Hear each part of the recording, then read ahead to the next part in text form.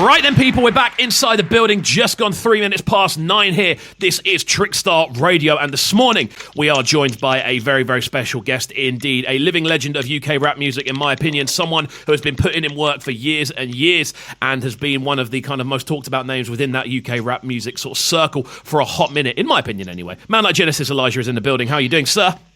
Well, yeah, how you doing, man? I'm good, man. I'm good. It's wicked to have you on the show. How's your morning going so far? Not too bad, man. Did a school run, you know how we do. Yeah, man, back at home now. Wicked, man. Well, we've got a lot of stuff to discuss. Obviously, we're going to be going through a bit of kind of general background on yourself, like how the last couple of years have been, because obviously I've been following you for a hot minute now. I've been following you on Twitter for a while as well, and kind of been following the movements. It seems, from an outside perspective, the last couple of years, on a music sort of note, they seem to have been quite productive for yourself. Yeah, man, I stay busy. Like, that's, to me, making music is, I take it as a job. I try to take it as serious as I can. I try to be professional with it, and I try to be consistent with it. So, yeah, definitely for the last kind of 3-4 years, I've been consistently putting out music. Yeah, man, feeding the people. Definitely, man. Definitely. I think. I think in general, it's really, really good to see. And obviously, as watching from a kind of fan's perspective, it's really cool to see such a constant new kind of run of releases. Like, so over the course of the last 2 years, then what's kind of been put out there, like project wise? So you know what? Because I've had a few that have like kind of flown under the radar. So even if you go back to like this time last year, I put out Creature from Beneath the Mainstream, which actually was like a full album. So I think it's like 10 tracks. So I put that out. And then a little while before that, I had a deluxe version of my EP, which was It Will All End in Tears. Okay. And that had songs like Flowers on there, Bisbing. So the songs that I'd already had playlisted on Spotify were all on there. And so yeah, like I've been putting in the work. And it's only really been like this year, this whole period, that I've kind of slowed down a little bit, only because of I feel like the whole COVID thing has slowed down music in general. Yeah, no, I agree, man. I agree. But yeah, that's been it. Like, so Blurred came out the beginning of the year, just like when we went into lockdown, and then since then I've just been putting out singles because I've had the next album, really and truly, I've had the next few albums, they've been ready. They're ready to go. But again, it's hard to put out music when there's nowhere to go out and play and perform it. Definitely, so man, definitely. Slows things down a bit. Definitely, man. No, I can completely understand that. And obviously, I think with yourself as well, you're someone who is very much like the live performance, the live element of your releases tends to be a big part of it from what I've seen. 100%. Like, I've always tried to find myself as being one of the best live performers. I always want it to be like, if you come to see one of my shows, you're going to have a good time. Even if you've never heard of me before, you've never seen me before, you're going to leave with an impression that I'm a good performer. Like, You know what I mean? I rock out on stage. And so having that taken away has been a bit of a blow, because again, with all the releases, there's always a tour planned around that. Just to kind of complement the music. So yeah, having that taken away has been a bit of a blow, to be fair. Definitely, man. No, I can completely understand that. And just a little kind of nugget of information here. Like, what I remember, I think it was about sort of 6, 7, maybe even 8 years ago at this point. I remember, obviously, we're based in Brighton here, and I remember going down to a bar/club/pub sort of place called Dead Wax Social. And I think I can't remember what it was called before. I think it might have been Ricky Tix, possibly beforehand.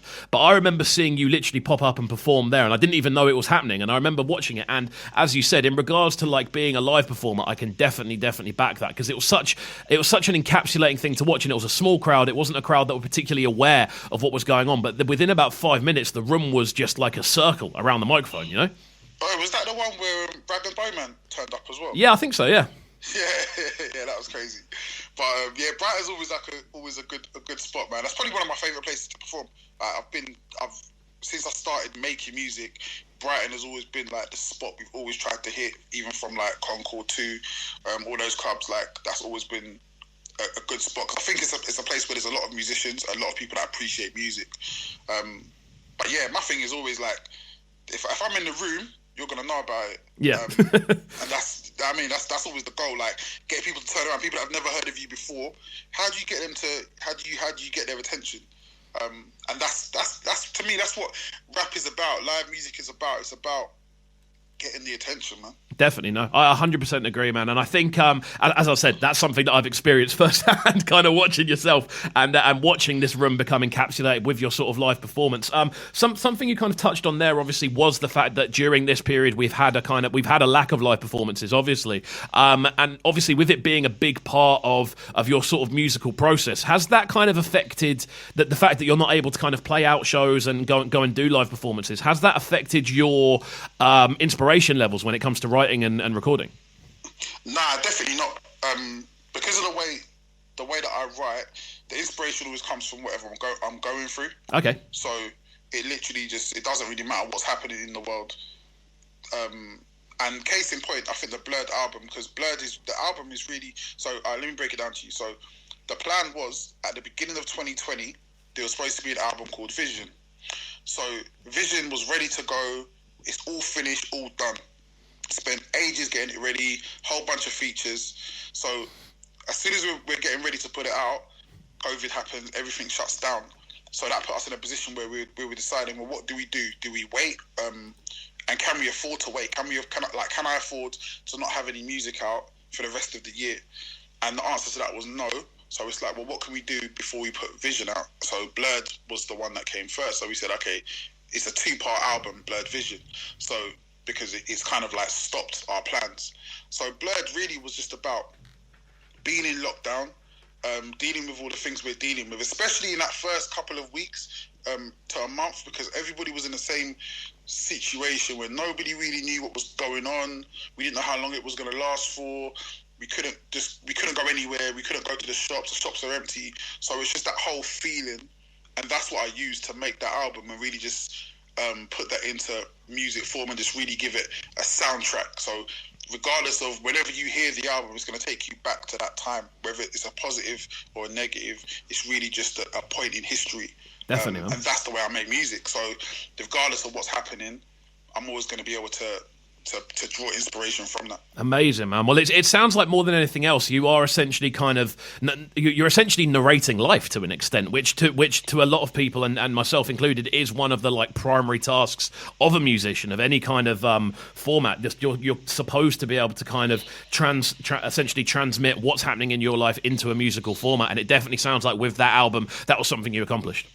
100%, man, and it's cool because it's like, again, because it was quite a rushed album, not rushed in the sound, but in the time it took to get it done. I think we got it done in pretty much a week. Wow! So it all kind of felt the same. It was all the same vibe, and I've had people message me almost every day since it's come out, telling me, "Yo, this is I've been playing this since I've got it, and this just brings me back to that time." Because again, there were certain parts of that lockdown period that were really, I would say, negative, but at the same time there were a lot of positive things that came from it. And even now, looking back at it, there's a lot of people that are like, it was either a time that we needed to be rested, or it was a time that I got to spend with my family, all that kind of stuff. So it is a lot of memories kind of stuck to that album now. Definitely, man. And again, with that, I think you've summarised it perfectly there. There were a lot of sort of essentially horrible situations that came out of that original lockdown, but and then with that, there were also a lot of almost the kind of definition of diamond under pressure sort of scenarios where you see a lot of creatives kind of come out with these new ideas, new platforms, new formats, and obviously with yourself, it's put you in the position where you've built this album, and obviously the reception has been amazing. Like, how does it feel to you when people kind of hit you up and go, you know what, this album is hitting the exact spot that I need it to hit? I'm always really grateful, and I always have kind of like the mindset that it doesn't really matter how many people listen to the album. It doesn't really matter how many plays, how many streams, how many sales. As long as one person listens to it all the way through and just feels it the way that I put it down, to me that's always a bonus. So to actually have that, have those examples of people saying, yeah, do you know what, like I really feel this album, like I play it regularly, then it just kind of vindicates you. It kind of makes all the work like worth it in the end. So it's definitely a good feeling. Yeah, man, I can imagine. I think as well that process of building the album during lockdown and doing it in that sort of not necessarily speedy, but obviously kind of limited time restraints, and obviously wanting to make sure you get the product out whilst it was relevant. Like, did you enjoy working at that faster pace?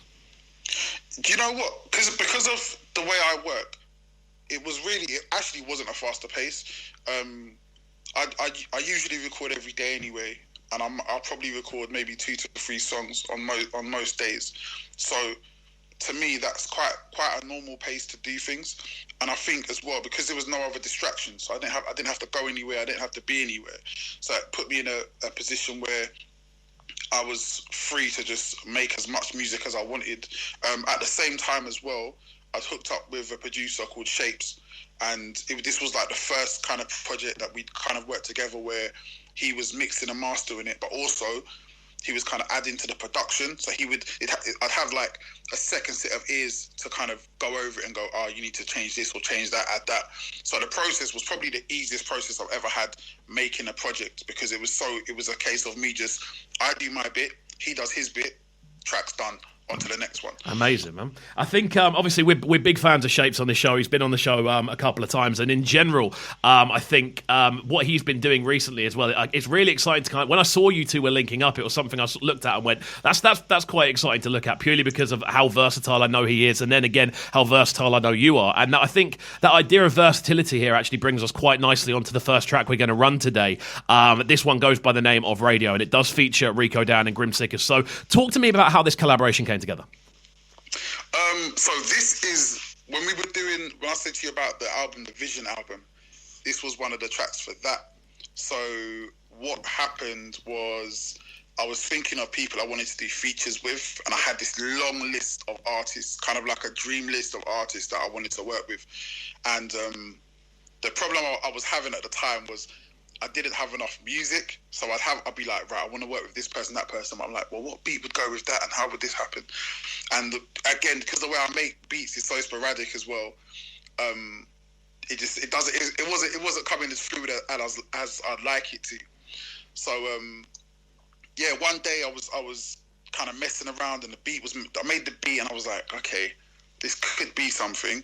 And I messaged Rico, because I speak to Rico quite a lot, and I was just like, yo, do you want to do a track? And he was like, yep, cool, I'm down. So I was like, okay, that's cool. And then I had Grim Sicker's name written down. I thought, let me just message him and see if he was up for doing it. And so I said, would you be up for doing a track? He was like, yeah, cool, okay. But obviously, the year okay is never like the year okay. Yeah, of course. So I recorded the hook in my verse, sent it through to Rico just to kind of get his idea if he liked it. He was like, this is sick. So then he was on it, and then I sent it through to Grim, and he was just like, yeah, I love it as well. And then they got it done really like super quickly as well. I didn't have to wait at all. And it's kind of like, for me, it was kind of a dream track. And I had a conversation with another guy before I put the album out, or before when I was planning to put the album out, and he was like, the first track you do has to be the best track on the album. What's your favourite track? And I was like, yeah, Radio. So he was like, all right, cool, you got to drop that as your first single. So that's how it came about. So when the idea was, right, we're not going to drop the album yet, but we're going to drop singles from it. What are we doing first? So Radio was the top choice. Amazing, man. Well, we're going to get into this one now then. Really looking forward to getting into this one. It's just gone 17 minutes past 9 here on Trickstar Radio. Out to all the locked-in crew each and every time. We're in the building for another 45 minutes or so make sure you keep it locked. This one, Genesis Elijah with Radio, featuring Rico Dan and Grim Sickers.